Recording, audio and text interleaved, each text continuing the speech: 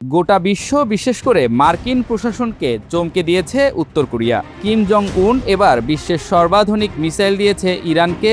ভারত থেকে শুরু করে বিশ্বের বেশ কয়েকটি গণমাধ্যমে এমন খবর প্রকাশ হওয়ার পর রীতিমতো হইচই পড়ে গেছে চলমান যুদ্ধের গতি প্রকৃতি নিয়ে।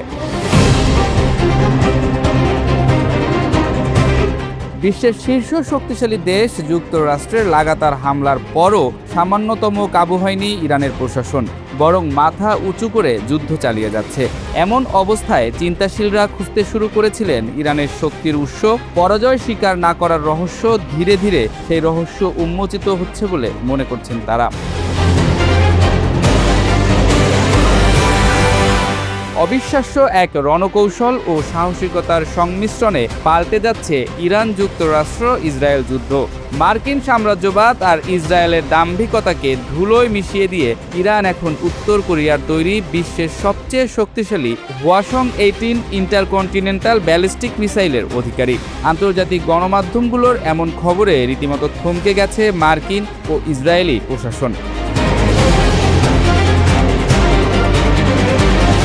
আলোচনার বিষয় হলো এমন এক নজিরবিহীন এবং গোপন সামরিক সহযোগিতার কথা ঘুণাক্ষরেও টের পায়নি বিশ্বের তথাকথিত শ্রেষ্ঠ গোয়েন্দা সংস্থা CIA বা মোসাদ। যুক্তরাষ্ট্র এবং ইসরায়েলের ভয় আরও বেড়েছে যখন খবর প্রকাশ হয়েছে 500 এর অধিক সংখ্যক আন্তঃমহাদেশীয় ব্যালিস্টিক মিসাইল উত্তর কোরিয়া থেকে ইরানের হাতে চলে এসেছে। যুদ্ধের শক্তিশালী অস্ত্রের বাজারে এটাই এখনও পর্যন্ত সর্বাধুনিক, যেখানে যুক্তরাষ্ট্রের হাতে রয়েছে এই ধরনের 400টি মিসাইল।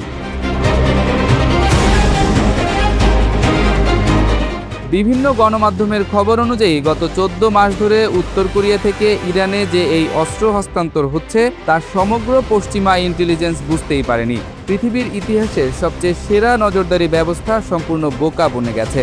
ধারণা করা হচ্ছে চীনের ভূখণ্ড এবং মধ্য এশিয়ার দুর্গম পথ পাড়ি দিয়ে সরাসরি ইরানের মাটির গভীরে থাকা সামরিক গুদামে মিসাইলগুলোকে নেওয়া হয়।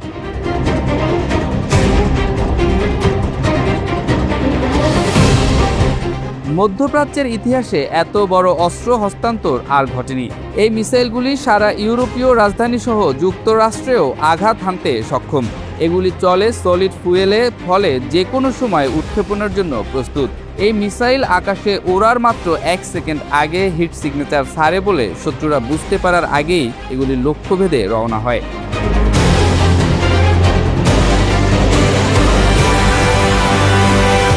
সবচেয়ে গুরুত্বপূর্ণ হলো এই হওয়াসং-18 মিসাইলগুলি পারমাণবিক ওয়ারহেড বহনে সক্ষম। এগুলি রাডার বা GPS বা স্যাটেলাইট দিয়ে পরিচালিত হয় না, পরিচালিত হয় আকাশের নক্ষত্রের অবস্থান দিয়ে। তাই কোনো প্রযুক্তি দিয়ে এগুলিকে শনাক্ত করা বা ইলেকট্রনিকভাবে জ্যাম করা সম্ভব নয়। এর নির্ভুলতার হার 100 থেকে 150 মিটার। খবরটা পাওয়া মাত্র যুক্তরাষ্ট্রের নিরাপত্তা পরিষদ 9 ঘন্টার মিটিংয়ে বসেছিল। মিসাইলগুলি ইতোমধ্যে সারা ইরান জুড়ে মোতায়েন করা হয়েছে বলে জানিয়েছে ইরানের বেসরকারি মুখপাত্র প্রফেসর মারান্দি। পরমাণু হামলার শঙ্কার মুখে এখন ইরানের হাতে রয়েছে পাল্টা আক্রমণের সক্ষমতা।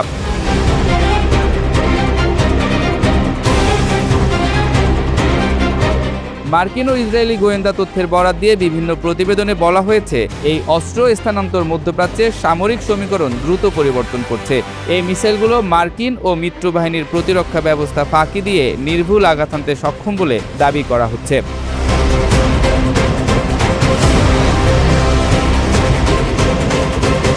অনেকেই বলছেন ইসরায়েলের আকাশচুম্বী অহংকার এখন কেবলই নীরব কান্নায় পর্যবসিত হতে যাচ্ছে। মিসাইলগুলো ট্রাকের মতো বড় মোবাইল লঞ্চারে বহন করা যায়। ইরানের বিশাল মরুভূমি এবং পাহাড়ি সুড়ঙ্গের কোথাও এগুলো লুকিয়ে আছে, তা খুঁজে বের করা প্রায় অসম্ভব। ফলে আমেরিকা চাইলেও ইরানের নতুন এই মিসাইল শক্তিকে আগাম হামলা চালিয়ে ধ্বংস করতে পারবে বলে মনে করেন না বিশেষজ্ঞরা।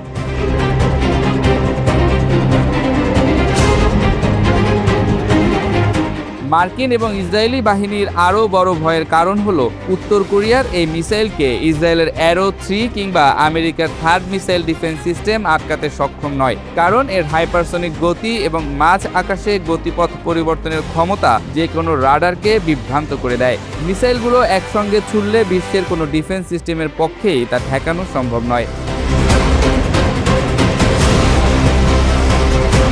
আমেরিকার হাতে যেখানে মাত্র 400টি আইসিবিএম আছে, সেখানে ইরান 500টিরও অধিক অত্যাধুনিক মোবাইল আইসিবিএম এর মালিক হয়ে বিশ্বকে জানিয়ে দিল আমেরিকা আর এই অঞ্চলের একচ্ছত্র অধিপতি নয়।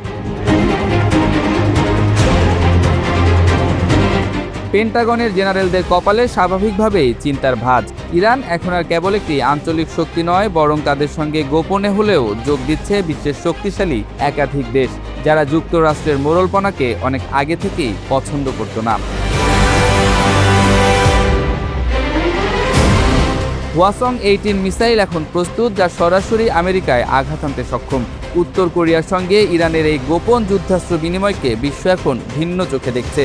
বিশেষ করে ইরানের সঙ্গে এবার যদি রাশিয়া আর চীন যোগ দেয়, তাহলে এই চলমান যুদ্ধ বিশ্বযুদ্ধের দিকে অগ্রসর হতে পারে বলে মনে করছেন বিশ্লেষকরা।